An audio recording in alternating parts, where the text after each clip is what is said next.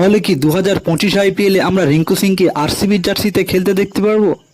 বিরাট কোহলির সঙ্গে কি একই সঙ্গে খেলবে রিঙ্কু সিং? হ্যাঁ বন্ধুরা, এটাই রিপোর্ট আসছে, আর এখন মিডিয়া এটা নিয়েই কিন্তু পড়ে আছে যে রিঙ্কু সিং 2025 আইপিএলে আরসিবির জার্সিতে খেলবে।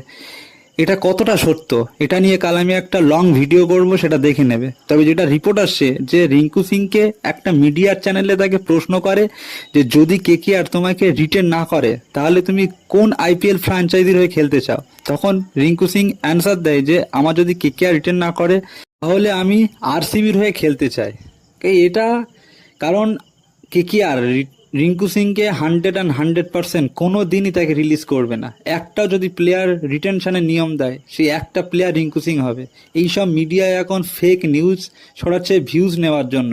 রিঙ্কু সিং কোনো দিনই কেকেআর ছাড়বে না, আর শাহরুখ খান কোনো দিনই রিঙ্কু সিংকে ছাড়বে না। তো ভিডিওটা